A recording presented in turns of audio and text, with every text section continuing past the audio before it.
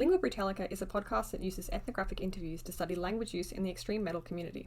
We are studying a music scene known for its love of themes and topics generally considered offensive, and it is likely that some episodes will touch on topics or opinions some listeners may find tasteless or ethically problematic.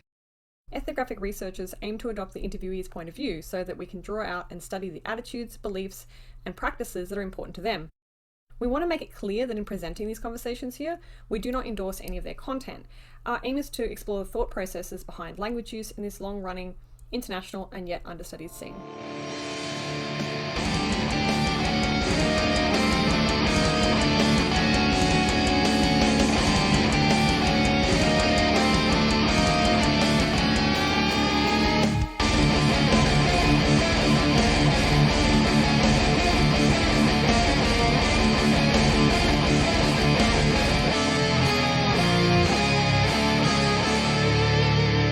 Hey everyone, and welcome back to Lingua Britannica with me, Jess Crook, and my co-host, Heather Robertson. Hello.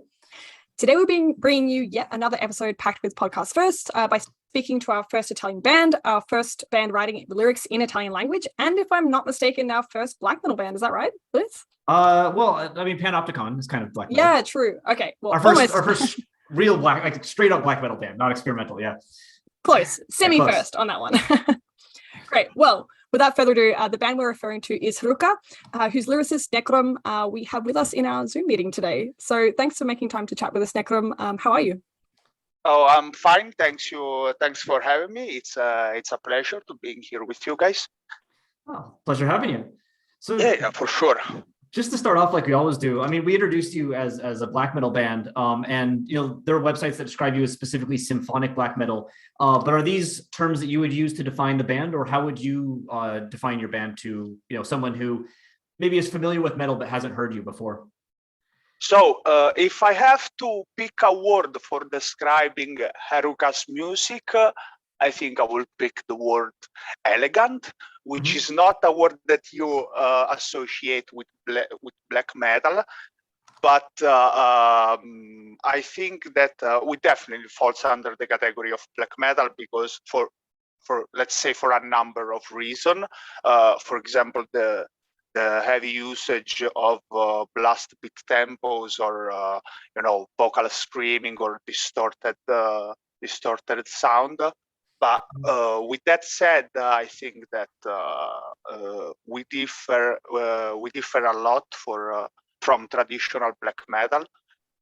For example, in our music, the bass guitar is very present and is not something that is very common among traditional black metal, and also. In our lyrics, we don't talk about common themes among the black metal community, So I know that a lot of people describe us as symphonic black metal, and I can understand the reason behind it. But if I have to give us a label, which I don't really like, but if I have to. Melodic black metal would be more precise, but because we have a lot of melody in our music, and we do use classical instrument like violin, piano, and in some occasion even flute. Why not? But with that said, yeah, we different from traditional black metal. Let's say. So is black metal like the genre of metal that you're most drawn to yourself? Is that the metal that you kind of first got into? Yeah, yes or no. So at the beginning, when I was very young, I was listening to a completely different kind of music. I was listening mostly to rap and hip hop because I didn't know any metal. So, but when I grew older, around 17 or 18 years old, I guess, I had the chance to listen to metal again. And I fell in love with the energy that extreme metal provide. So I remember this one time, I remember even the specific song that I heard. It was on MTV. And I heard The Great Conjuration by Opeth. Oh, yeah, I don't know if you, yeah. I heard that song and I fell in love with growl, you know, with with that kind of style of singing. And I said to myself, oh man, I want to learn, I want to learn to sing that way, you know. It was like mind blowing for me. So I'm living in a small town near Rome, and there was not a lot of people that listen to metal here in my town, right? But I knew one guy that basically he knew the technique to produce growl, to produce those sounds with the voice without hurting yourself, because it's very important, let's say it. And I asked to him if he could teach me the technique, and we sat down. In 1 month, I learned the basics of of growls, and then from there I developed my, let's say, my own technique. And in that time, my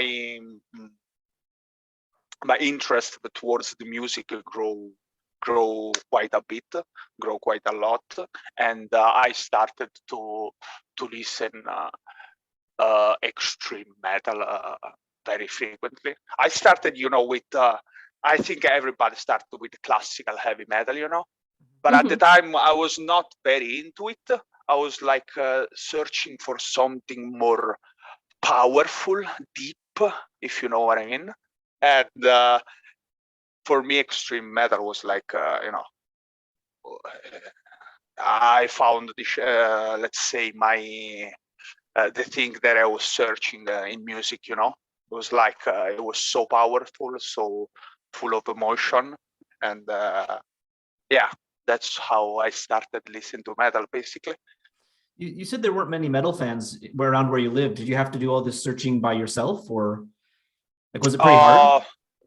Yeah, it was hard to to listen to metal at first, because in my town at the time there was no internet connection. At least, yeah, there was, but it was very, very slow. You need like 3 hours to download one song or something like that. It was very painful, slow. Yeah. And the Grand Conjuration's like 9 minutes, right? Yeah. But so yeah, basically I had to travel quite a lot of kilometers to buy music. I had to go to Rome. My mother would allow me because I was very young, but I went anyway.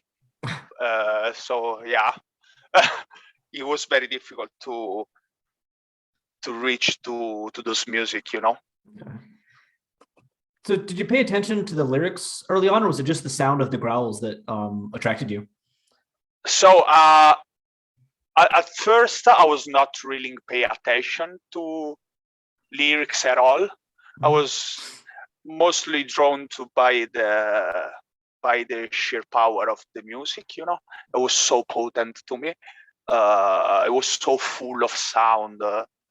But with the time, and my with more knowledge of English, I started just to to reading lyrics. It was a natural steps for me, right? But yeah, at the beginning, I was only focused on the music, just the music. And so was it difficult accessing lyrics like early on if they were predominantly written in English? Yeah, it was very difficult. Yeah, for me, it was very difficult. As I said, there was no internet connection. So when I had the chance to have lyrics in my hand, I had to do the translation like the old-fashioned way, with a book of vocabulary in your hand, and you have to search words for words. But I said, with the time and with more knowledge of the English, yeah, it was easier, definitely. Yeah, for sure. Were there any metal bands singing in Italian at the time? I'm sure there were, band that sing in Italian, but at the time I was not aware of any Italian band at all. Maybe I knew one Italian band. It was called, I think it's still active and it's pretty famous. It's called Rhapsody, maybe. Oh, I think I've heard that. Yeah, maybe that's it. Yeah, but I think they do power metal or something like that, which I'm not a huge fan of it, I have to say. But I only knew that band, but that band also sung in English. So still to this day, I knew very few bands that sing in Italian. Very few. And they are not famous at all. They're all underground band, And so, there is one band that sing not even in Italian, in dialects, Yeah. There is this town called Naples here in Italy. I don't know if it's pretty famous city. Yeah. And and this band sung in Napoletan, which is the dialect of Naples, and it's black metal. It's called Scorn, I think, something like that. Yeah, but no. Yeah. Apart from that, at the time I didn't know any Italian band. Okay. Yeah. And so, based on your experience with metal music over the years, do you think you can define what makes metal music metal? I think I can. I think the metal genre is pretty recognizable, for a number of reasons. I would say that metal has definitely like a fast tempo. Most of the time, it does have a controversial lyrics, and there is definitely usage of distorted sound, especially from guitars and voice, if you are talking about extreme metal. But for sure, these three factors became more predominant with the time. But I would say that they did not change over time. They just became more predominant. But I think metal it did change, but it basically emphasized what metal is. It's more faster, more aggressive, more more brutal, if you want, nowadays. That let's say the 80s, for example, right? So I think that metal is very recognizable compared to, I don't know, maybe other genre. But for sure, metal is something that even if you never heard of it, it's something that you know it's noticeable. It's like something that you cannot ignore, right? What about metal lyrics? Can we define metal lyrics, do you think? I think I can. If you put in front of me like two lyrics, one is metal lyrics and the other one pop lyrics, I think I can identify both. Because for example, if we talk about specifically to black metal, 90% of black metal bands talk about Satan, so it's easy to recognize, right? But at the same time, if you put a pop song, a pop lyrics in front of me, I will be able to recognize it as well, because in pop song there is a lot of repetition of the words. The chorus, it's very present. It's almost it's all chorus and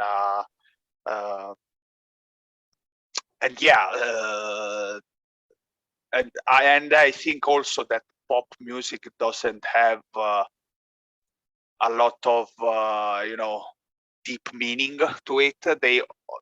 It's more like a trivial context. You know what I mean? Instead of black metal, I can explore deeper. I think they can explore deeper emotion of the human being, right? I don't know. Yeah. How about in terms of what makes for good metal lyrics, or conversely bad metal lyrics? Do you have a view on this? To be honest, I don't think that there are good or bad metal lyrics per se. So I think that every band should write whatever he's want in the style that they prefer, right? But I think that also depends on bands by bands, because I feel like that if you reach a certain amount of popularity, maybe you are more inclined to write something that is familiar with the metal community.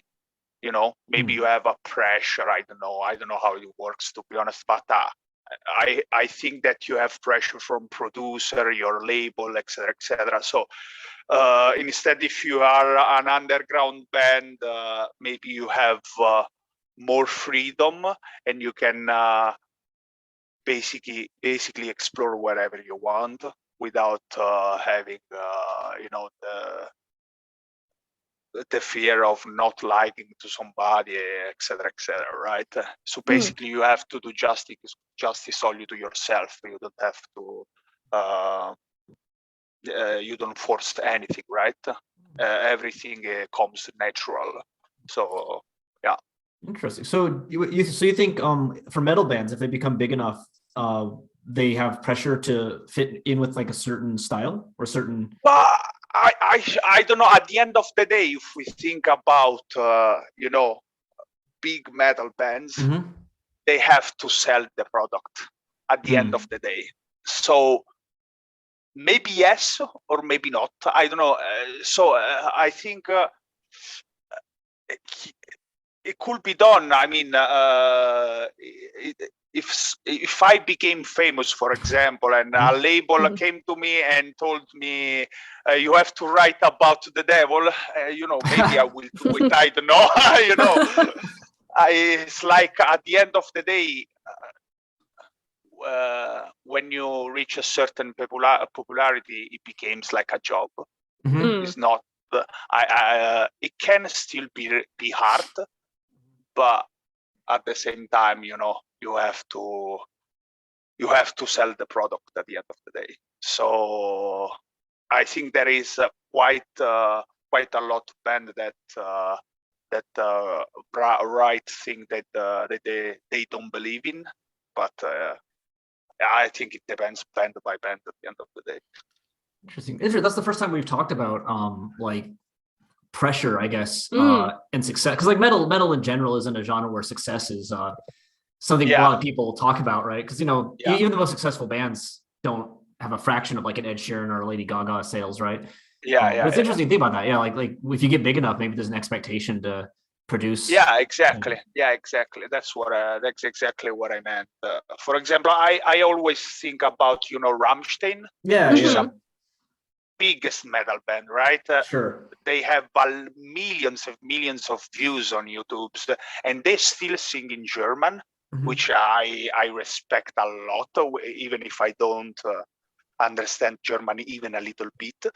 But I think that even they have pressure, and they have a lot of freedom because they just sing in German. They don't give a. Can I swear? They don't give a fuck. I did it. Sorry. Yeah. So they don't care about pressure and things, but even I think they have some, for sure.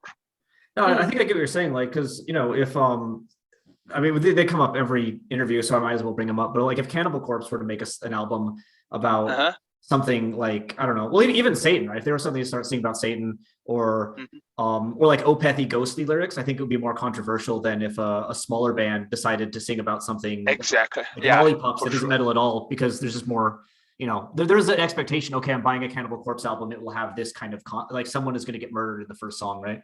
And if not, I'm disappointed. Yeah, definitely. It's not even just about like just fitting the genre, right? Because it's also those successful bands have a back catalog that fans are familiar with, and so the record companies know that like what's sold in the past is probably what's going to sell in the future, right? So there's probably a bit of pressure. I know bands have talked about this, less so on this podcast, but in other interviews, about the pressure to make something that's similar to the albums that they've released before that have been successful, right? So like if Dimmu Borgir and Cannibal Corpse switched their lyrics, it'd be really, really shocking, I think. But if like, it's two bands that have a smaller audience could probably do it without, and just say they're exploring a new style kind of thing. Yeah, I never thought about this. I never thought about like the pressure of being Cannibal Corpse or like the pressure of being Rammstein. I suppose it is there, yeah. Yeah. Interesting. If there is any pressure, if there is, because I don't know for a fact, but I think that when you are very famous, as we said, you have to sell the product. So it's like you became a sort of a company, passing me the word if you want. So in terms of economics, you have to produce money basically, and as you said. Maybe your fans expect something from you. So it's harder to. I think, for example, I can think of a band that changed their style and they had a backlash. I don't know if you are familiar with Suicide Silence. It's Vaguely. a death metal. It's a deathcore band. Basically, not in this album. In the previous album. So basically, they changed. They were deathcore, straight deathcore metal band, right? And in the next album, they changed. They did something like Deftones, Yeah, and they introduced cleaning singing, and people really don't like that. Me included. I was the first one to not like that option, But also, I think at the same time when they changed style, they changed the band as well. I mean, Suicide Silence was known for, heavy riffs and heavy breakdowns and very, very deep growl and high-pitched scream. And in that album, there was not a lot of that, So I think that not only changed the style, but they changed the identity of the band, which I don't think it's a good idea for a band, right? And in fact, in the latest album, they went back to deathcore, like straight deathcore, without any clean singing or whatever. Right. Interesting. Well, what you've been talking about actually links well to our next question, which is going to be about kind of relationship to lyrics, because, a lot of people have said that metal generally takes a kind of distance from its lyrics, with a lot of lyricists kind of positioning their work as just like entertainment, not something to be taken seriously. Is that something that you relate to at all? And has your view on this changed over time? I mean, my perception for sure changed over time. For example, when I was younger, I thought that every band meant they thought whatever they said in their lyrics. But with the time, I understood that maybe it's not that the case. Maybe a lot of bands just write lyrics just for entertainment or because they have to met certain criteria, right? So it definitely changed over time, but when I was younger, I thought that for example, I thought that every metal band was like worshipping the devil or something like this. But then I realized that a lot of the time it's just business, So yeah, but what I can say is from my band, from my perspective, I can say that every word that we written in our lyrics is analyzed, weighted, and perfect, both in metrics and the message that we want to convey. So I don't know for other bands, but for mine, that's something that we cannot live without it. We have to write about something that we care. Otherwise, the lyrics wouldn't be that good, right?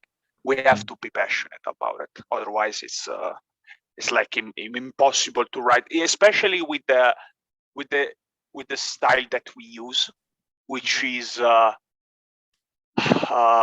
poetic. I know that it doesn't go well with black metal lyrics, but it is what it is.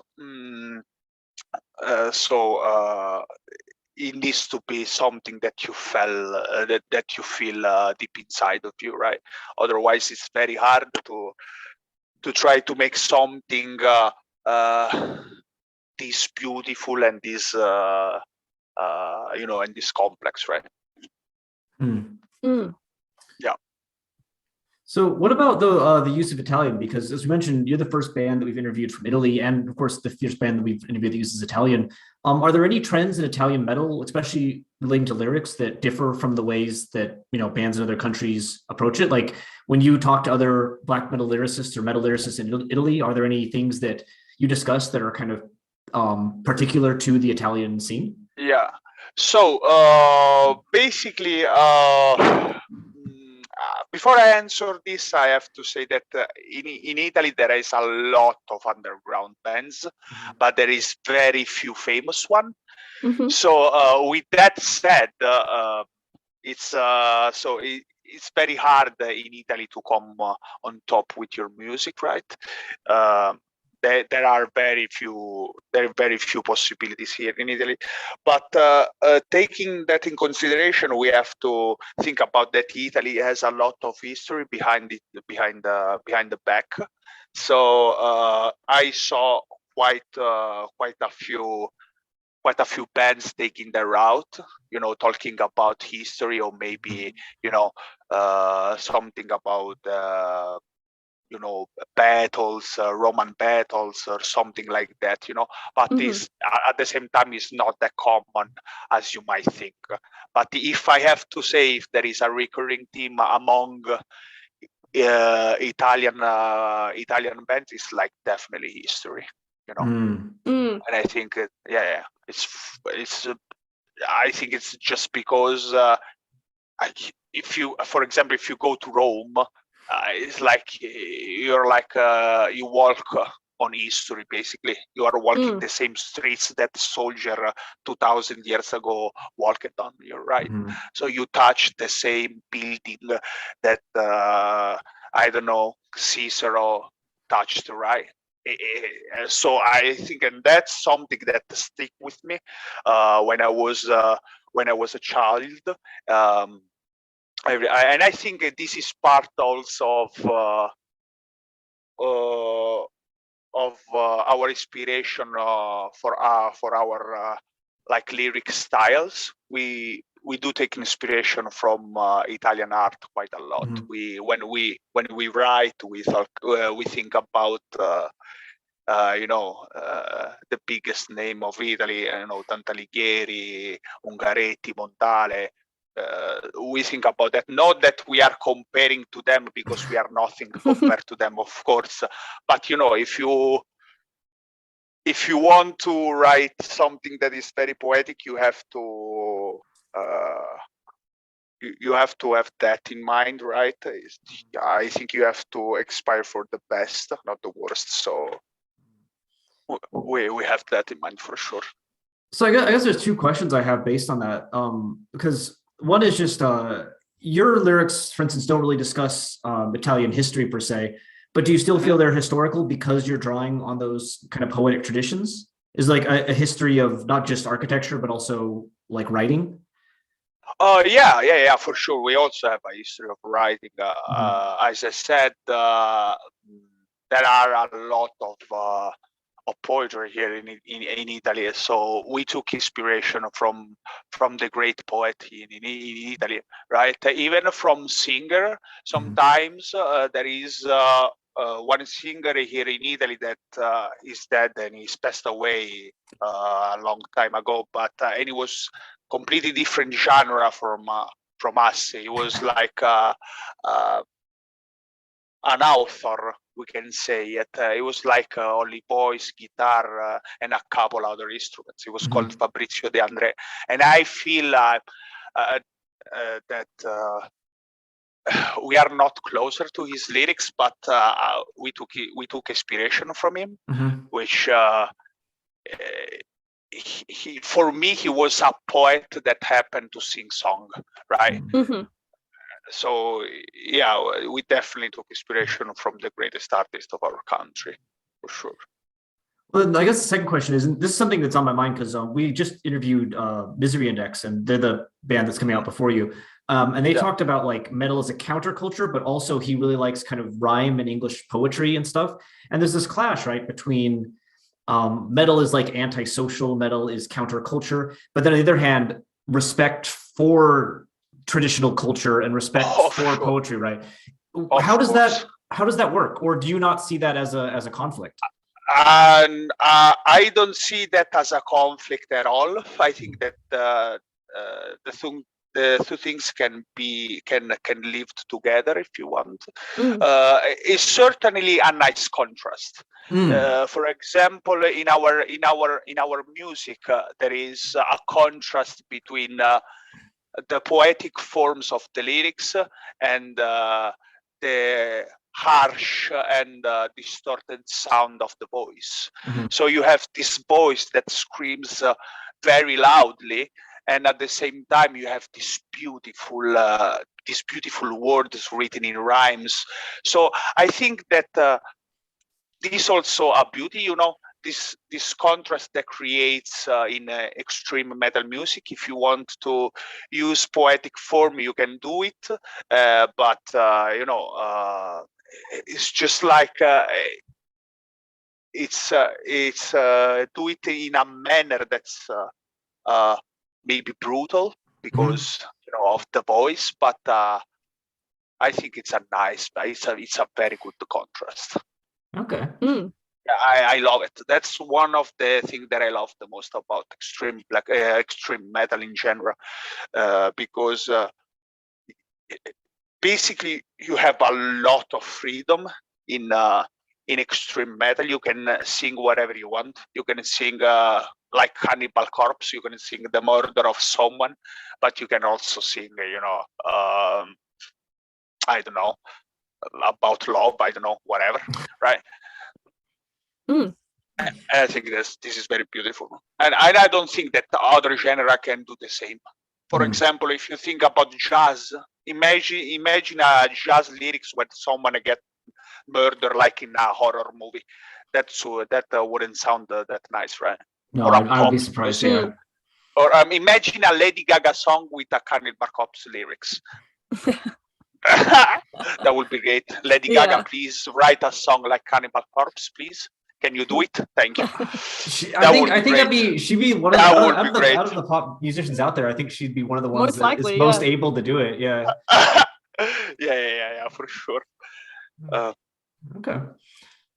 So we did want to get into some more specific questions about how you approach lyric writing, because firstly, on your most recent release, all of the songs are written in Italian. However, on Heruka's last two albums, you mostly sung in English, right? Using English as well for the song titles and the album titles. So what made you switch to Italian for the new release?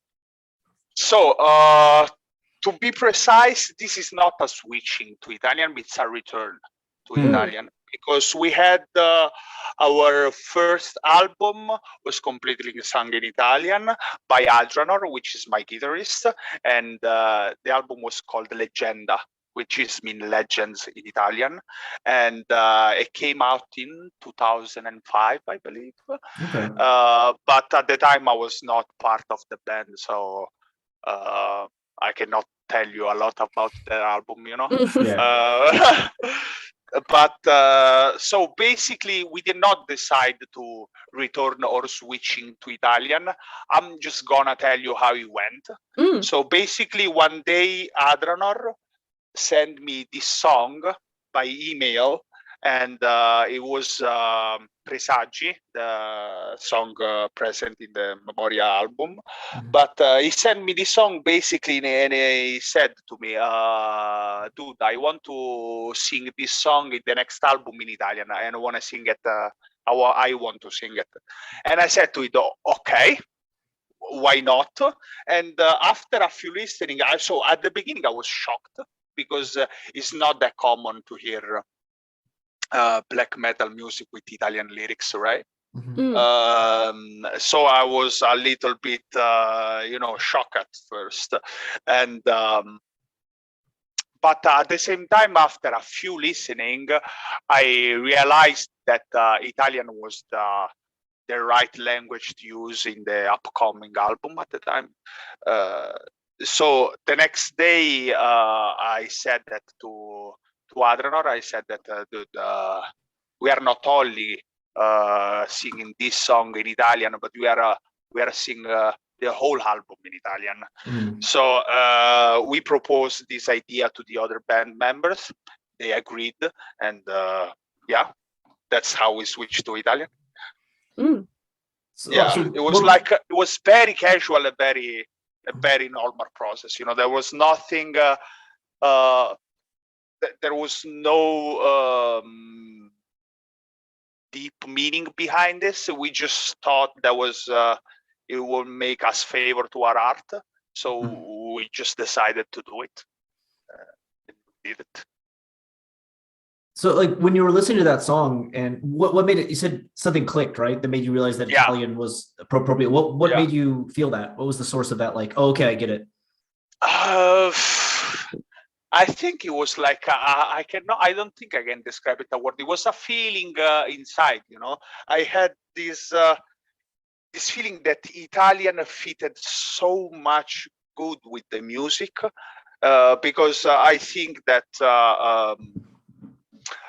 Our music is, especially in this album, it tends towards I said it before, it's elegant for me, right?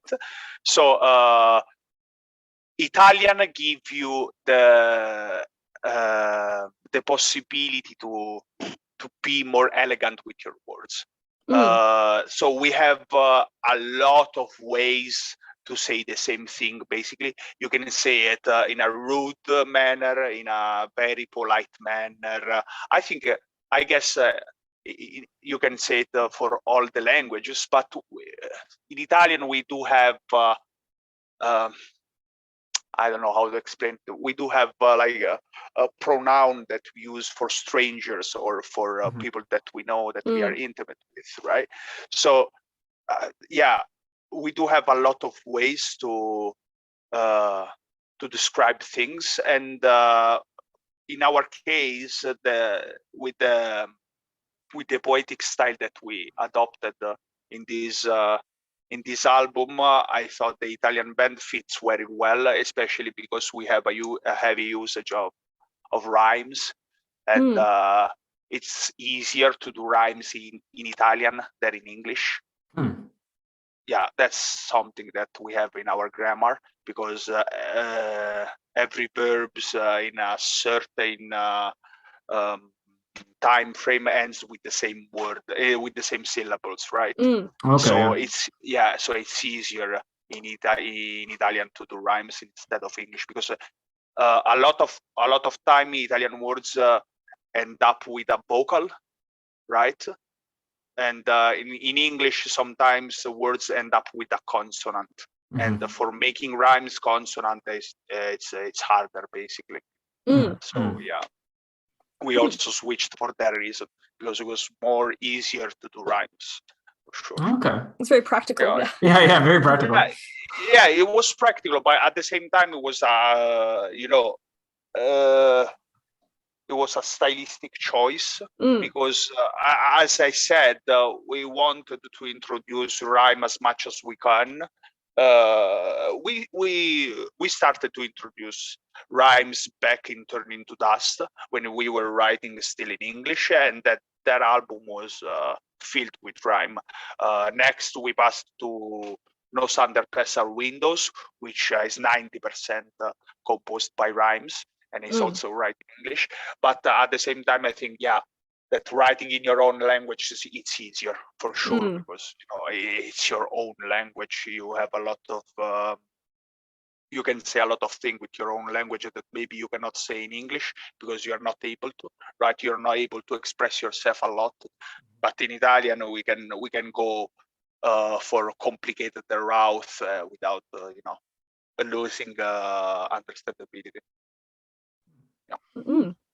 Well, it's interesting you say that because we've interviewed a number of bands that are working in Asian countries, and many of them have mentioned that, especially in the past, there was a lot of pressure to sing in English, almost like English is like the language of metal.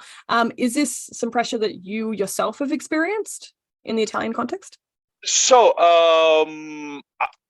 we did not feel any pressure like writing in English. I think it was like that pressure came from a desire of accessibility.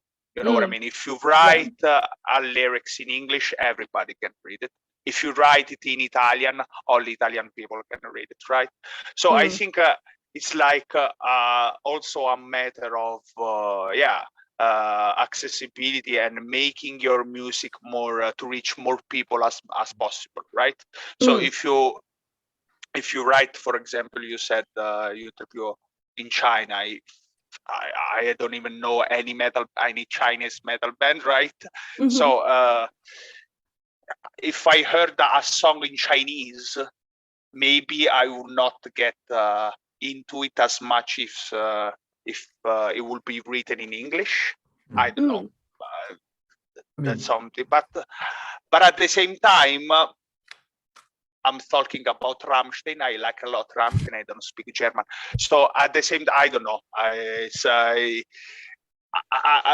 We didn't experience any pressure to write in English, but when we decided to write in English, it was only for that reason alone.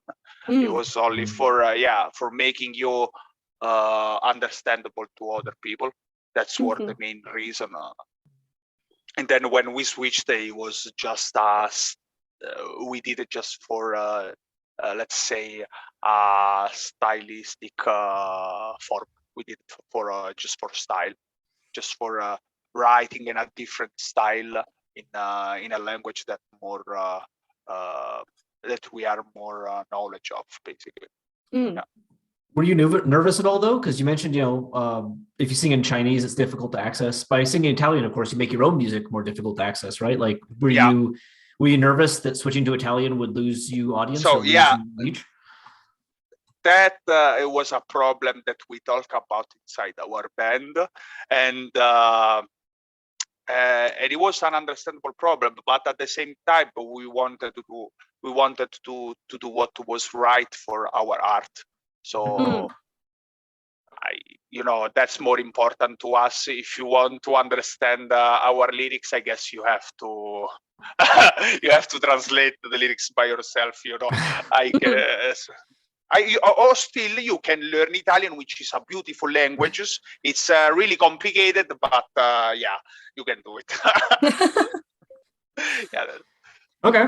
All right. Well, there you have it. Anyone listening to this wants to check it out, learn Italian. Yeah. I mean, actually, we talked to a band from China, actually, and they released translations of their Chinese lyrics into English. Is that something you've ever thought about doing?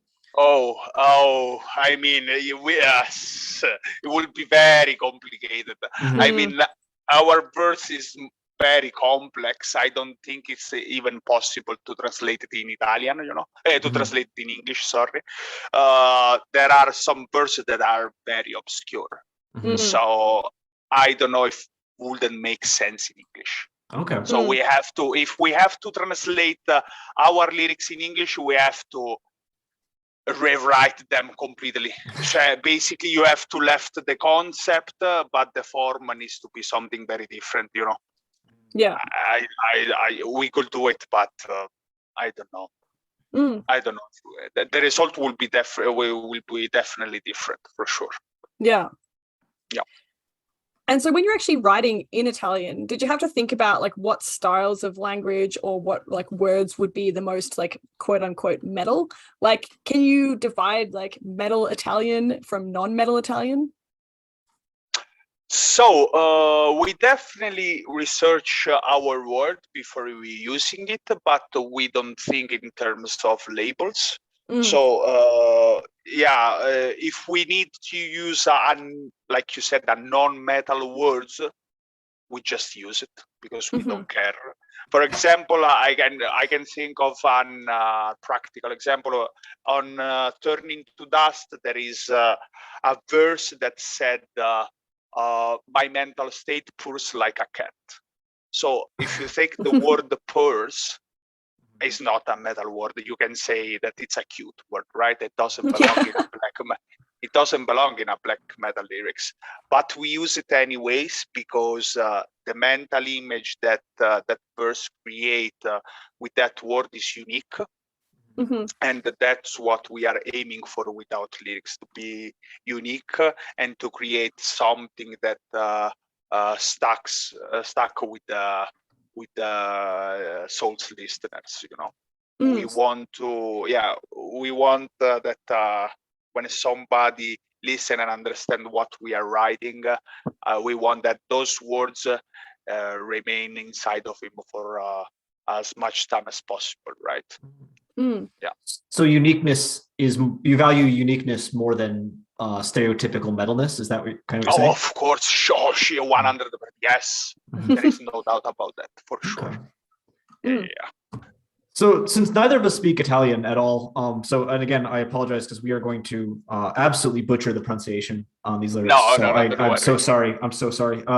This is the entire wrong side of the world from our language specialty. Yeah. But we sat down with some Italian lecturers down at universities here and showed them lyrics, and neither of them are like fans of extreme metal or even really knew what it was.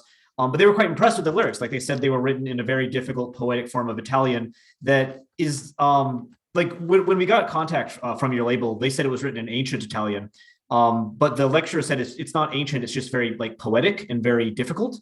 So like a native Italian speaker would understand it, but like an Italian learner wouldn't, and the lyrics wouldn't be used in day-to-day speech. To give an example, on your song Inutile Attesa? Inutile Attesa, yes. Inutile Attesa, they listed the line La per nulla lieta tua condisione. And they said the order of that was really like not what you'd say. Like they said in casual Italian, you'd instead say La tua condisione per nulla lieta would be like more kind of day to day. So why did you decide to kind of go in this difficult Italian style rather than a more day-to-day style? And, does this create like an effect you're looking for? And was it difficult to do this given how kind of obscure some of these forms are? Yeah, so to begin with, I have to say that I am very happy and honored that two university professor called our lyrics very difficult and poetic. So thank you. But to answer but that's what we were aiming for, from the beginning, to be complex as possible and poetic as possible. But we do not decide in advance what kind of style we are going to use for our music, right? But instead we let us the music guides us. So basically, if we have a song that has a particular mood, we just try to emphasize that kind of mood with words. And in the case of Memorie, we thought that the music style was very elegant and in some part even melancholic. So the right choice for us was to write in this complex and poetic form without though losing fluidity and musicality to the lyrics, right? That's why we introduce rhymes, because when you use complex words, you have to make them musical. You have to have that fluidity that music lyric has, right? And so it was quite a challenge writing this kind of lyrics, because not also you have this complex word, but you have to structure them in a way that they are they will put together and they sounds good when you sing it. So yeah, it was quite challenging not only finding but put together the lyrics, because to one end you have the form, but to the other hand you have understandability too. So you have to find out a balance between between making yourself understandable and writing at the same time something that is very complex, right? So you have to balance those two things, and yeah, it's quite challenging doing that, even in Italian. So do you think that like casual day-to-day Italian would be inappropriate to Heruka's music? Yes, I think it will be inappropriate. Yes, there will be too much difference between lyrics and music. So to one hand, you have these. I wouldn't say that our music is very complex per se in terms of in terms of technique, but I will say that our music is complex of the standpoint of melody. I think that our melody are not so trivial, they're not so banal. I think our melody are quite sophisticated, so we have to write something that is sophisticated too, right? To make justice to our basically we have to do justice to our music. That's what I meant.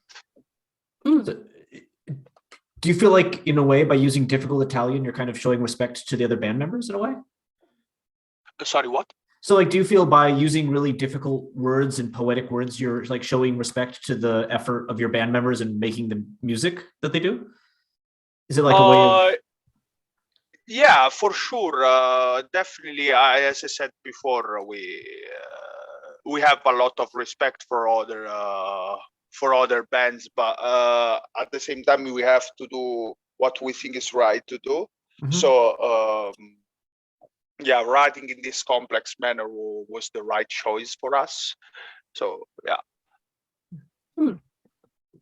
Well, earlier you mentioned that rhyme is really important in your lyric writing, and you can certainly see that in the body of the lyrics because there are a lot of rhyming schemes. So, for instance, there's a lot of alternating pairs like inganno, verità, affanno, sparire that open presagi, or a questo momento, o questo tormento, voci opprimono, voti affliggono, from ad un passo.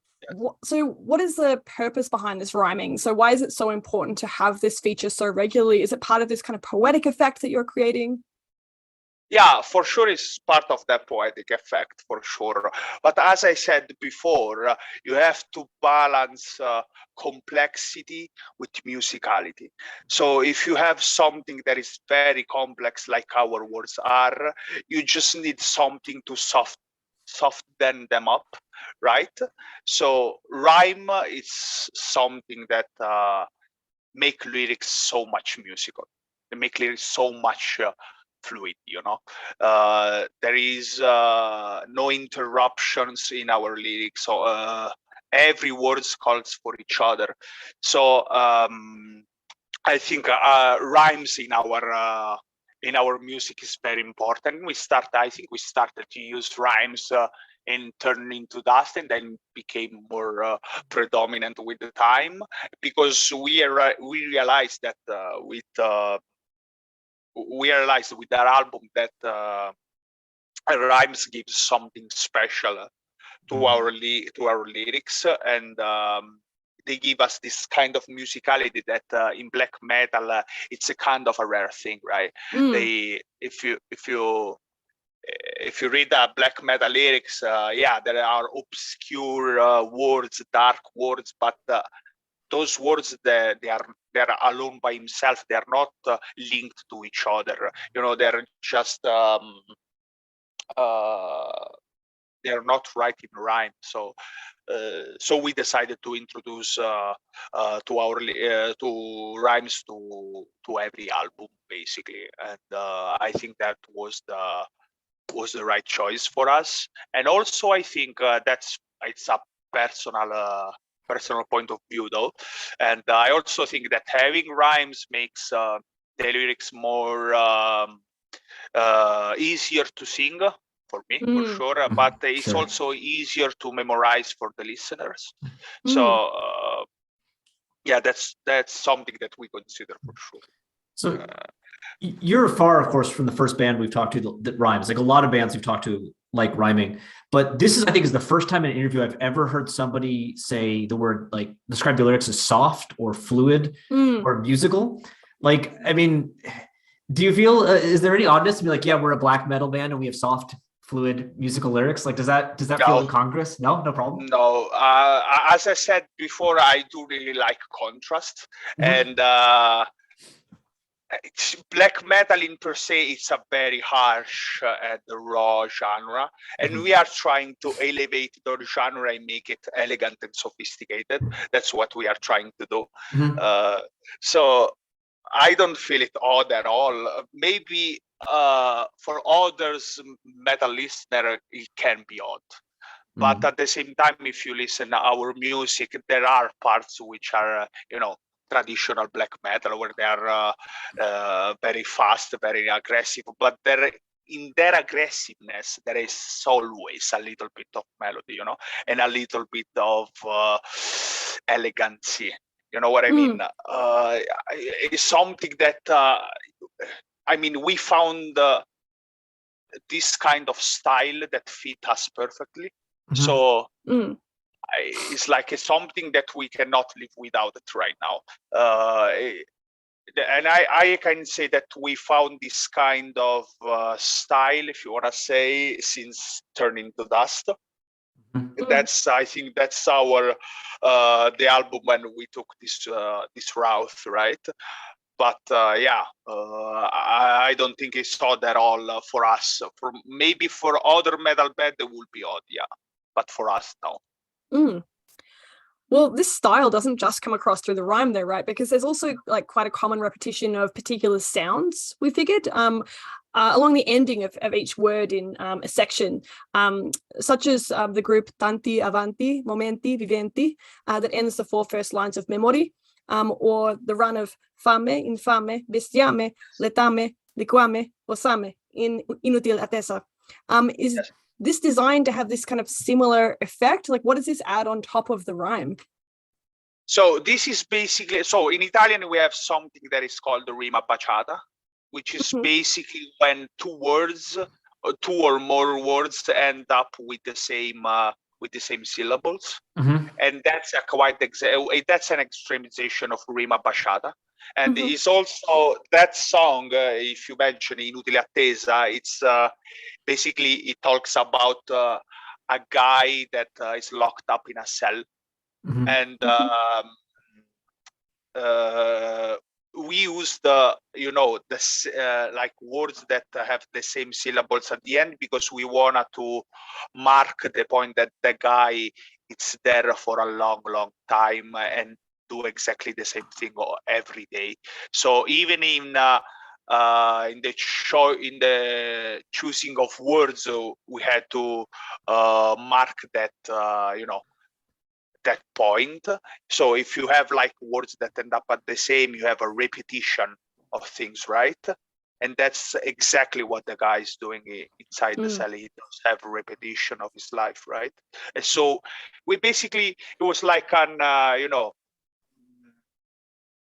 it was just like mark that point at the end of the day, right? Yeah, we did it in not only we did not only express it in words, but we express it also in the form of writing, right? So yeah, okay, that's it. Yeah.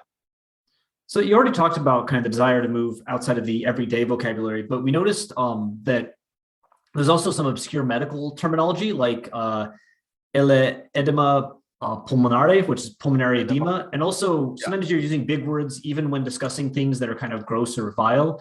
So kind of in contrast to like, high class or quote unquote scholarly poetic vocabulary. So on the song that we just quoted, the In Tu Le Attesa, you have the line, actually that was also briefly quoted, sopravivi immerso al tuo letame, which is survive immersed in your manure. And then the line, the liquame that comes after that is liquid manure. So why use these, kind of heavy words even when talking about something disgusting, instead of saying a word like merda, which is more akin to shit in English? Or is that another source of that contrast that you enjoy? So So basically, as I said before, we had to do justice to our art. So choosing simpler words wouldn't make us any favor. And I have to say that it is also stimulating and finding complex word to describe what you think about, right? But with that said, yeah, it's definitely we don't like swearing in our lyrics. We don't like swear words. No, not at all. Because as I said, we do have a lot of respect for our art. We do have a lot of respect for our music and for what we write. So using swear words is like degrading somehow your lyrics, which I don't have the pretension to be to say that you don't have to swear because it's not polite or whatever. I want to say that for what we are, there is no need to swear, right? We just want to be this most elegant and sophisticated form of black metal that can possibly be. So swearing is something that, is not something that is part of us. I bet that there is a lot of bands out there that prefer, and I think that there is a lot of listeners out there that prefer a more simpler and direct approach to lyrics, which in this genre I think it fits very well because the genre, it is very direct. It's in your face if we want to, but at the same time I think that this genre is also very, very complex. It's it can be whatever you want. It can be very superficial. It can be deep as an iceberg. That's why I love extreme metal the most, because it can be really anything. But yeah, so, that's why we don't swear. And do you feel the same about swearing, like regardless of the language? Like, would it be the same to you to swear in English versus in Italian?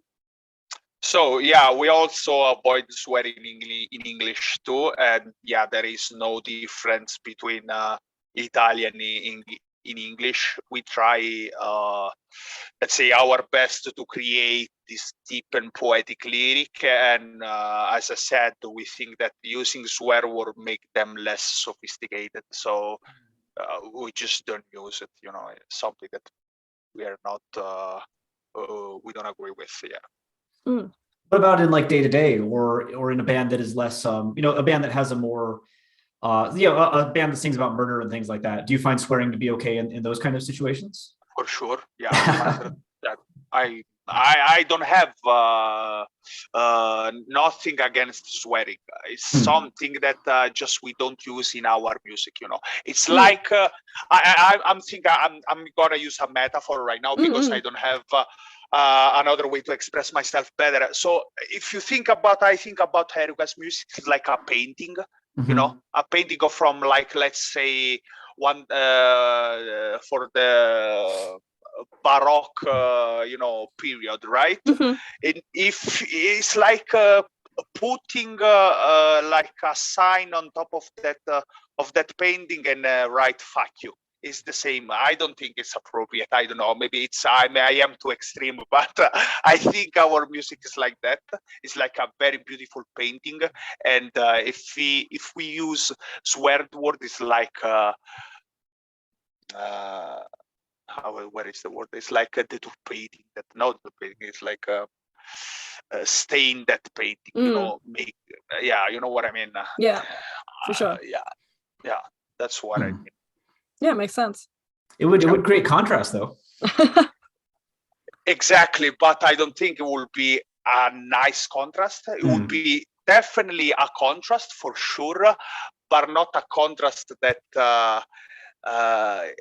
It's linked together. It's like doing the contrast just for doing the contrast. There is, I don't think for us, for our music, there is no need for using for example, if I have to use merda instead of letame,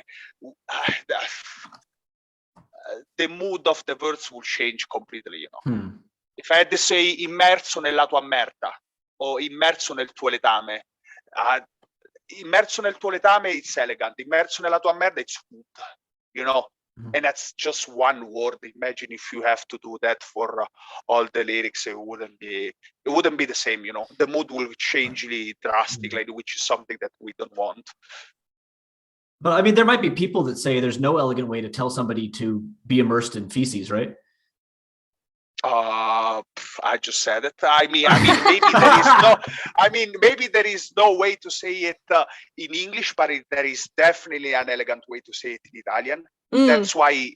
That's why we also switched in Italian, because you can say very wild and rude shit in the most elegant and poetic way possible. You know. So yeah, we do have you have to be Italian to understand it, because you have to know but you have to know the language, you know. It's like there is no translation in Italy in English.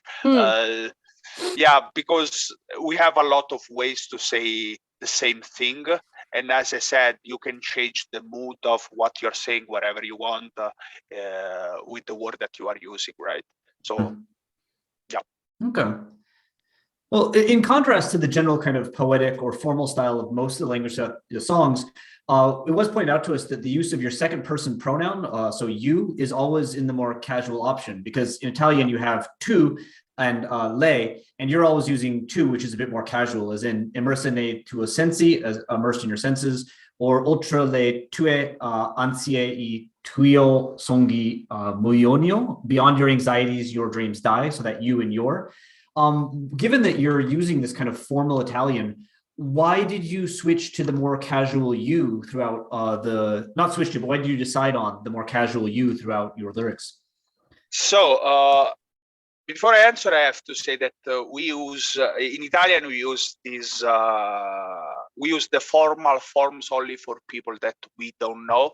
They are strangers to us, and the counterpart, of course, is used for some that you know and that you are close with, right? So we use the informal mode just to make the reader identify more with our lyrics, right? Because when we write something, it's like, or it's a mental image, or it's like an emotion that we are experiencing in the moment. So for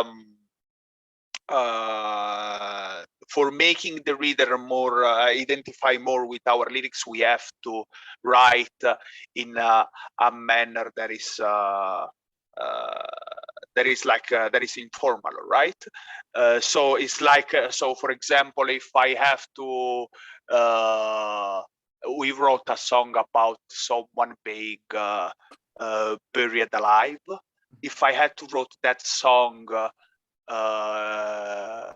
not in a second person, but with, I don't know, a third person, that would be not the same. So it's like telling to somebody that things happen to someone that you knew, that someone that is close to you. So it's just like that. It's to identify the reader or the listener more without lyrics. That's all.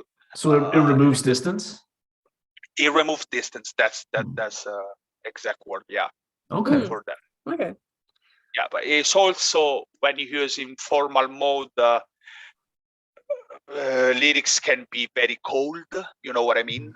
You can say that they are cold. They are not filled with passion. You know. Yeah. So that's why we also decided to. It's not something that we decided, to be sure. To be honest, it's something that came out natural when we were writing. There was this form already. Established. We didn't think about, we have to use formal or informal mode, right? We just write it as it was, and it came out like this. Metal and poetic language can be a bit cold in general, right? Metal can be cold, definitely.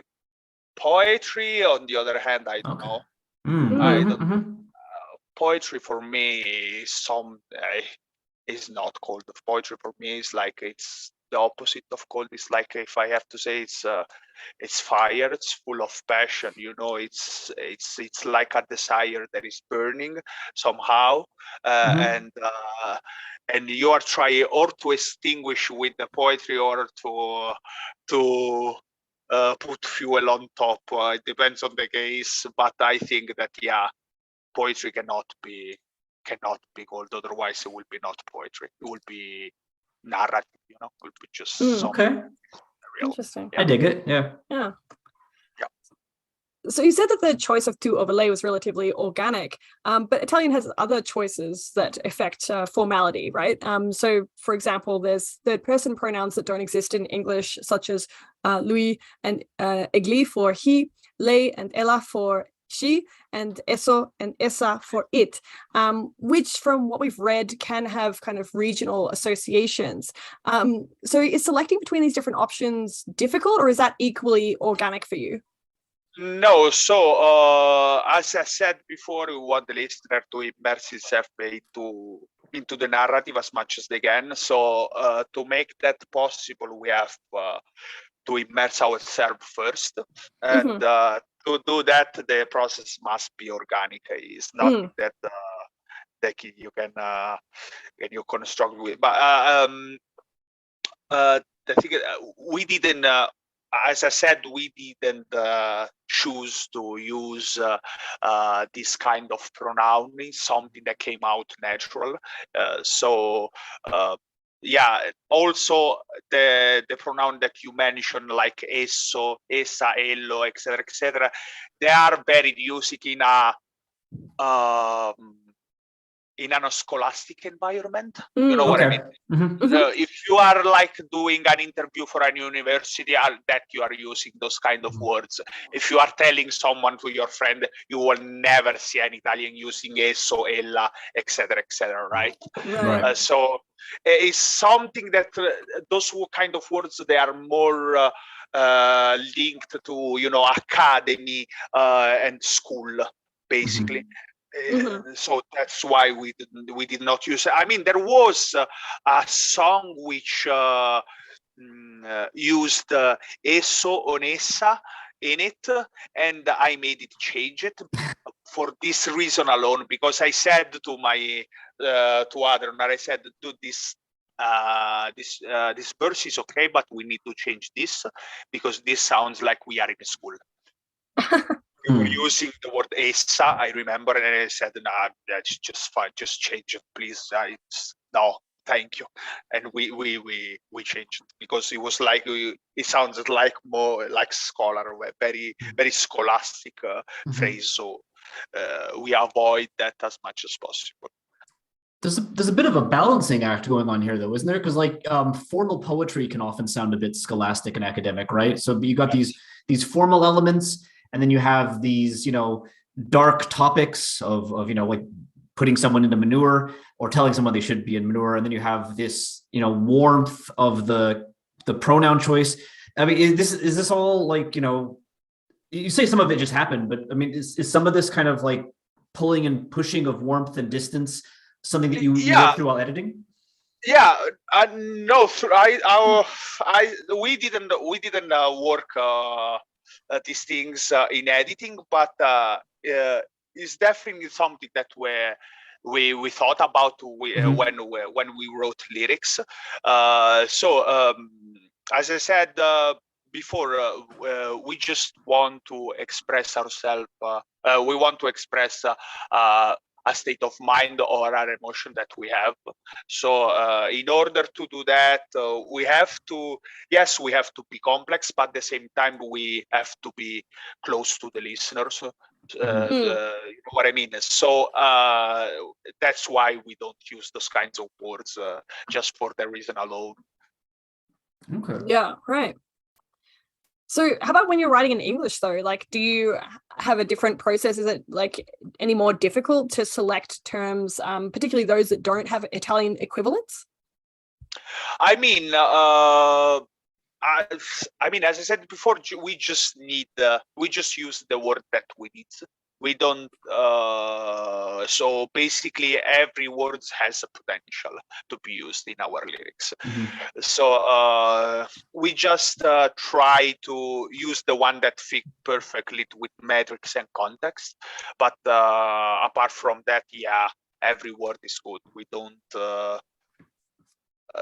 There are difficulties switching between English and Italian, but they have pros and cons, right? So in Italy, it's easier to do rhymes, but it's harder to sing because words have more syllables than in English. But English, for example, is more musical to sing because there is less syllables. There is more sounds, words, if you know what I mean. Italian is every word, every letter is it's spoken in Italian. If you have to read a word in Italian, you have to pronunciate every single letter that there is. Right, yeah.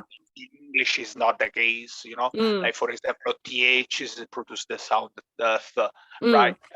We don't have in Italy, so we don't have th in Italian, for example. So that's why also it was difficult, but we managed to do it with ease at the end of the day. You know, it's like we just need the right words to describe our emotion. That's the thing that we care about, that we care the most. So another question we had just broadly about the use of Italian is that in researching the Asian extreme metal scene, we found cases where bands that sing in languages other than English, especially ones that sing in older forms or literary forms, kind of like what you're doing, get pigeonholed as nationalist or NSBM. So for instance, there's a Japanese band that we interviewed that sings about samurai, and they use like old Japanese to sing about that. And we were presenting on them at a conference. Well, Jess was actually, and a older Japanese person in the audience who was, not a fan of extreme metal, said that the band was anti-foreigner, and that the lyrics, the reason they were making these choices is because the band didn't like, non-Japanese people, and that didn't align with our interpretation. And when we interviewed the artist, we asked him about it, and he said, no, that's not the case at all. But he did notice kind of the overlap that, like, look, that's not why I'm doing it, but yeah, there are people in Japan that use this who are, anti-foreigner. And, we've even seen, of course, the problem of assuming not English equals racist is quite egocentric. And looking at the Japanese scene, the only band I found, like, we didn't interview them, but the only band I found that was quite racist, actually, like the things they posted on Twitter were extremely offensive, but they sung in English, right? They weren't singing in Japanese. So like that one-to-one correlation isn't really there. Nevertheless, this idea, right, that old forms and using the local language as nationalistic, et cetera, is something that seems to come up, right? People do kind of say, as like a flag, kind of something to worry about. Is this something that you encountered? Is it something you thought about or worried about when switching to Italian? Were you worried about like these kind of interpretations? Or do you think that European languages are perhaps more normalized than metal and given a pass? So, to be honest, when we switched to Italian, we didn't think any of that. I mean, we didn't cross even our mind to be labeled as nationalist or whatever, But with that said, politics and religion is something that we are not interested in, especially with our art. It's something that we'll talk about that. So, and we do not associate with the NSBMM in any way, sort of form. That's why I wanted to make it clear as possible. But so we did not encounter this problem of being called nationalist because we used this kind of old poetic form. I mean, it's like just a stylistic. I think that, as you said before, you can be racist. You can be racist whatever you write. It's not like if you write something in Italian, you are automatically like nationalist. It's depend on what are you writing of, right? What you're talking about. I think that that's very important for the Japanese band. I think that that's a very unfortunate that they have labeled us anti-foreigner, for example, by some Japanese guy. But I think you have to know the band before you make that statement. You know, because at the end of the day, it's not something nice to tell someone, right? So No. maybe you do your research first. If I think if a Japanese band wants to talk about samurai, I mean, what's the problem of that, right? It's like I'm Italian, I want to talk about Roman people. Why cannot do that? It's my history, it's my past, you know. It's something that maybe we live it every day, because I see, as I said, I live in Rome. Rome is full of, things of the past. There is like buildings that are 2,000 years old. So I bet it's the same for Japanese people, right? So labeled someone nationalist just because they love or they are interested in their country, I think it's a little bit exaggerated, if you ask me. But yeah, we didn't have any problem with nationalism here. We never have been labeled as such, and yeah, thank God we don't have that problem, right? Yeah. Well, go ahead. Sorry, go ahead. Just please. Oh, I was just going to say, like, since we've moved back to kind of the broad topic of Italian language, let's try and move even more broadly, because it seems like this album quite repeatedly deals with themes of darkness, suffering, and death, ending with a cover of a piece by a Roman composer, Stefano Landi, with the Latin title Homo fugit velut umbra, or A Man Flees Like a Shadow. So what brought you to explore this like broader theme across the album? So we started to explore this kind of themes since Turning to Dust, and then we continue with No Thunder Past Our Windows, where we were talking about mental illness, but from the eyes of the afflicted. And we think that this side is very interesting because we think that every human being has a sort of a dark side that needs to be suppressed somehow. If you think about, for example, where you are very, very angry, there is something that you have to suppress, right? To not lash out at the other person, or maybe to stay calm, etc., etc. So we think that that dark side, it deserves to be explored, and it's also for us personally something that we are putting out of, like if you have negative emotion and stuff like that, you just you can put it in a writing, in a lyrics, right? And just manifest that in some different way. And it's like a steam pulp, we use it like in that way too. So yeah, that's why we do approach these themes, because we think that everybody has this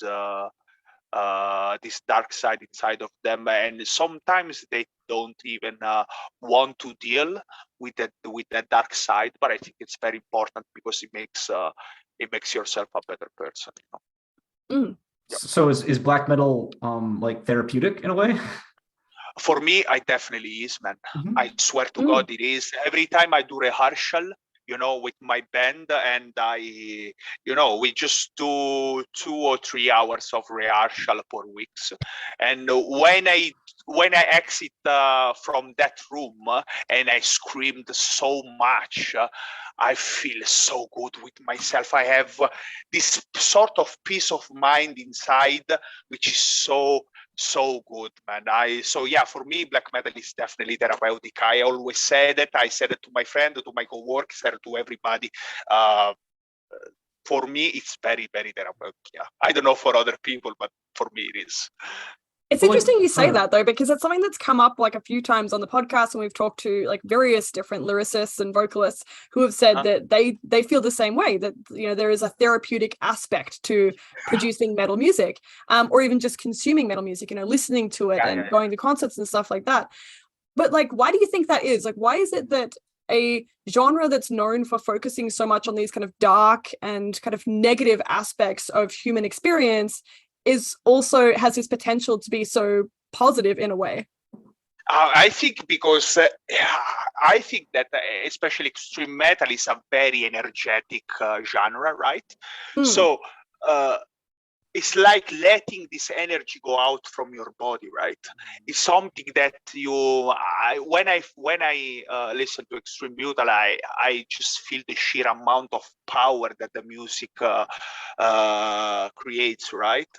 And I think you manifest that emotion with this kind of music, right? So it's like getting out of all this negative emotion or whatever you have inside of you. You just let it out, because the energy of the music let them, you know what I mean? It's not something that, as I said, it's not soft. The metal music is not soft. It's in your face. It's very direct. It's like a hard reality. It's like a bare truth, So that's why I love metal, because it doesn't have compromises. It's like it's real. It's something that is very real, And that's what I like. That's real. Okay. Well, I guess so. I don't want to say a contradiction here, but I want to investigate this, because if metal is in your face and real, why write lyrics that are taken away from the day-to-day, from the in your face? Like the lyrics, your lyrics are the way you sing them is in your face, of course, the screaming, but the words are not so much in your face, right? Because they're pulled back a bit. They're pulled back out of the here and now, right? Is that's just coming back to that contrast you like, or is there... for sure it's definitely a contrast, and we like those, but I think it's also important not only the form, but it's also important the context. You don't know the context, the content of your lyrics. So I said that yes, we use this kind of form to be elegant and sophisticated, but I think like the content of the word is like is something that everybody can recognize itself in it. You know what I mean? So maybe the form it's complex, but the message is not. So it's to create this kind of contrast that we love. But I think that our genre it's a contrast by itself, because you have this. Of course, you have to have melody in every genre, even in extreme metal you have melody. That melody though is buried deep in distorted sound, complex guitar riffs, vocal screaming. So there is a melody, but it's hidden, you know what I mean? And that's what I like about metal. And it's like our lyrics. So it's like there is a message that is for everyone, but it's something that you have to search for, right? It's like I would describe, our lyrics as a sunset, a beautiful red sunset covered by clouds. It's like to appreciate the full beauty of it, you have to pass the storm first. So that's what I like to describe our lyrics. I dig it. Yeah. Well, kind of more on the topic of the difficulty of talking to people who aren't into metal about beauty in it, and the difficulty, the potential misinterpretations of using an ancient language, and convincing people that you work with that metal's actually therapeutic and nice instead of horrible. At the end of my discussion with the Italian lecturers here, one of them actually went and looked up your band, and this led to him asking me a quite amusing question that I really couldn't answer, because I was a fan of metal, and one of the reasons obviously that you're making this music is because you like it, obviously, right? We all enjoy it. But he asked me, why have you spent so much time writing really, really complicated, beautiful lyrics for a genre where the lyrics are screamed in a way that makes the lyrics like almost unintelligible? Like, is there some kind of inherent irony or even absurdity, some kind of humor in spending all this time writing these extremely poetic and complicated Italian lyrics and then performing them in a way that no one knows what you're saying unless they, go out and look them up? So I have to say that this is a very smart and beautiful question. I really liked it. And we know that the average listener cannot understand our lyrics. But at the same time, we think that creating this veil of mystery made our lyrics more precious. So, as I said before, it's like a sunset covered by clouds. It's something that you have to get really into it just to discover the really beauty. It's like when I first started listening to extreme metal, there was like this. At the first, I didn't really like the genre because I thought there was only noise, right? But when the time passed, I trained my ear to listen to metal, right? And every time I listen to metal, to extreme metal, I was always finding more and more patterns, more and more repetition, more and more melody in the song, right? So I think that is the same for our lyrics. You have to listen to the genre to fully understand it, right? Because an average listener will never understand fully the beauty of extreme metal if he's not trained, right? I think you have to. Extreme metal is not like any other genre. It's a very complex genre. You have complex sound, complex patterns, complex voice, sometimes complex lyrics. So you have to train yourself for listen to it.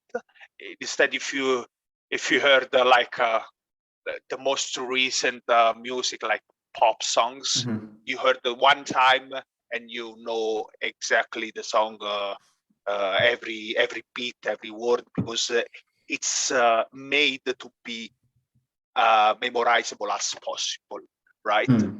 I think the extreme metal is the opposite of that. It's not very memorizable. It's like something that you have to focus. You have to focus to listen to extreme metal, and that's why a lot of people don't listen to it, because they don't focus when they listen to music. They just sort of like take music like some noise that you have in the background, or something that you have to dance with. For me, music is something different. It's something that you have to take very seriously, and you have to have respect for it. And it requires a lot of your attention and focus when you are listening to a piece of music. So that's why I love extreme metal, because it requires all of your brain to listen to it, right? It's not something that you can put it and have a conversation with another guy when you are listening, I don't know, to the Cannibal Corpse. They just take away that focus from the conversation, because they suck you into this complexity, right? So you all have attention for that, or you just ignore that. Because imagine this: talking to a guy while listening to Cannibal Corpse. If you focus on the conversation, the Cannibal Corpse became just noise in the background. Instead, if you have a more simpler song, maybe you can do both, right? Because the simpler song, it's like it's structured to be easier, to be to get stuck in your mind, like most of the pop song do recently. And that's why I really don't like trap music. I don't know if you I really despise trap music. I don't know if I should say that, but I said it anyways, because I think it's very trivial. It's the most trivial thing that we can possibly came up with. It's full of repetition. It's only repetition, and I really don't like the genre. And the content of the trap lyrics sometimes made me made me lose my brain cells sometimes. But yeah. Okay, that's interesting. Like, because that's very like I don't know. For me, I like metal. Actually, sometimes is like I'll put Cannibal Corpse on as background music. I think me and Jess have had chats with Cannibal Corpse on in the background, just hanging out. But it reminds me, I did interview a Japanese artist that said that initially when he first got into metal, it was just background music because especially in English, it was just kind of like he had it on. But then when he started, writing metal lyrics and thinking about producing them and becoming a singer. He said he was unable to do that anymore. Like when he listened to metal, he had to sit down and like concentrate and focus on it. It's not for me. I love having metal on the background when I write or just when I hang out with friends. But I've heard that perspective, and it's very an interesting one. Like the idea that it's something you have to kind of let yourself engage with. It definitely does require a bit more mental effort. Like I can't like read and listen to metal very well. I found. Yes, not really compatible with that. No, writing, yeah, and editing, but for reading, yeah, it seems there's a distraction to it. Reading, you're saying reading without while you are listening to music. Yeah, especially if I haven't heard it before, like metal I haven't heard before. I definitely find difficult. Okay, yeah. Okay. I found very difficult to talk to people while I'm listening to music because sometimes, when there is metal in the background and I'm doing a conversation. Sometimes I heard a piece of music that catch my interest, so I shift my focus on that, and so that's why I said that before. Okay, sorry, this song's more interesting than you are. Sorry, I'm gonna go listen. Yeah, sometimes it is, but. Most of the time, music, especially metal music, catches my interest way more than, like for example, pop music. And I do listen to pop music, believe it or not. One of my favorite singers is a pop artist. I think it's an Australian singer too. It's called Sia. I don't know if you. Oh yeah, of course, yeah. Yeah, that's one of my favorite singers. She has a beautiful voice, and for example. I cannot talk to people if I'm listening to extreme metal music because it catches my interest very quickly and I just leave the conversation. I start to listening to music, So yeah. I wonder if this is like kind of a musician thing as well, though. Like in that, like as a musician, like you can like hear and access like all the different layers of complexity that like to people like me and Wes. Maybe like, we can hear the song obviously, but we don't necessarily like understand how it's put together in the way that you would. Yeah, that's something that you mentioned, layers. That's something that extreme metal has a lot. Extreme metal has a lot of layers. For example, I can speak for my band.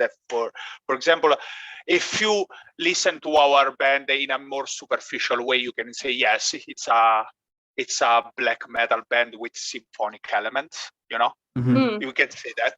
And you will be not wrong about it. But at the same time, if you shift your focus and you really pay attention to it, you are starting to discover these new layers that came up every time you heard the same song, for example. And I remember I had the same experience when I was younger, not so much anymore because I listened to extreme metal in a long time. But when I was younger, and I remember Opeth, I remember, listening the song one time and I said, oh, that's really nice. And when I heard that more and more time again, I discovered, maybe a phrase that the bass do that I never catched before, or some particular voice scream that I never pay attention to. So there is a lot of layer to discover in metal music that I think other genre lacks of. Especially nowadays when the music is structured to be as it's basically it's all the same. They structure to be repetitive and I would say redundant because a lot of songs right now are just redundant. It's the same thing over and over and over again because you have to memorize that kind of sound. You have to memorize this thing. So that's why I make a distinction between music and products. I think that that kind of music is a product. It's not art. It's something that you have to sell. It's something tangible, right? Yeah. Instead, if you are making art, like I think we do, you just don't care about those things. You just write and compose the thing that you want to compose and the thing that you feel.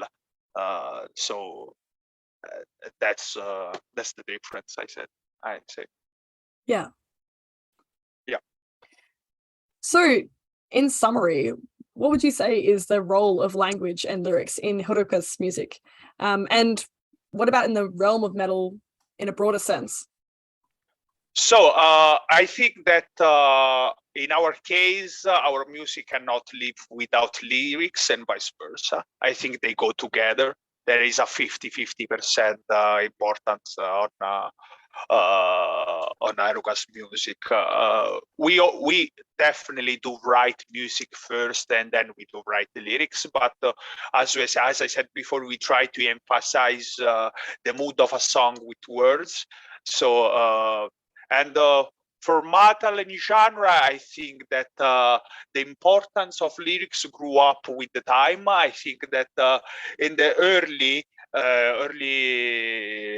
the 80s, maybe, lyrics were not something that was, they were talking about, trivial things like partying girls, whatever, But I think with the time, they became more sophisticated and definitely more deep. The artists, they started to express themselves, their emotions. So I think, it changed in a better way over the period of time. Yeah. So do you think metal is kind of growing up? I have to have data for this, but I think it's growing in popularity. Even, for example, and this is very, very weird. When I watched this, there was like 3 years ago, and I watched Rihanna. Rihanna. It's like a pop. Mm-hmm. Yeah, of course. Yeah. She was wearing like a Morbid Angel shirt. I was like, what? So it definitely is. If it's Rihanna is wearing a Morbid Angel shirt, yes, it definitely became more popular with the time passed. I think it became more and popular. But I don't know. It's because people are more interested or in metal, or the metal is becoming more simpler and accustomed to the masses.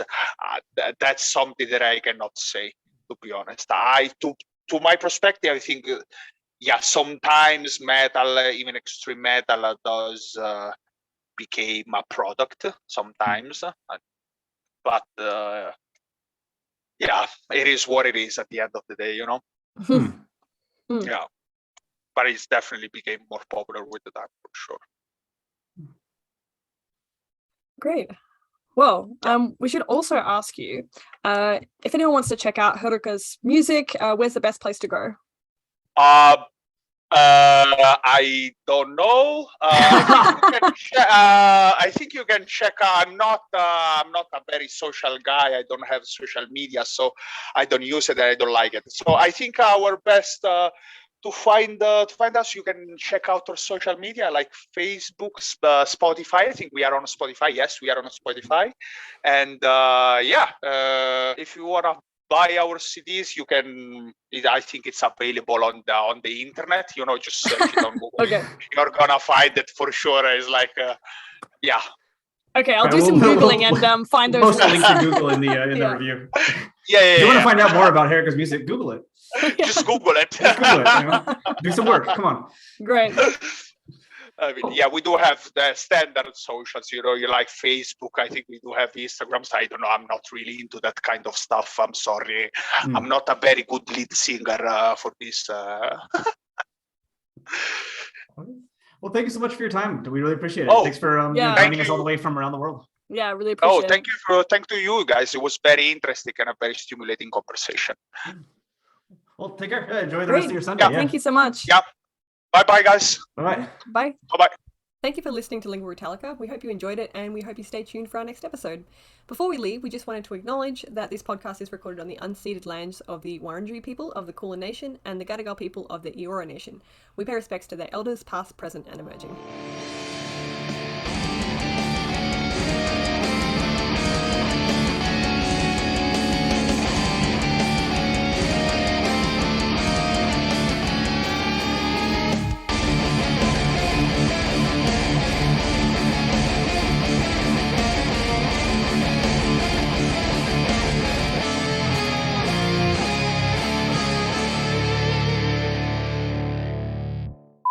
I said Sunday. Oh well.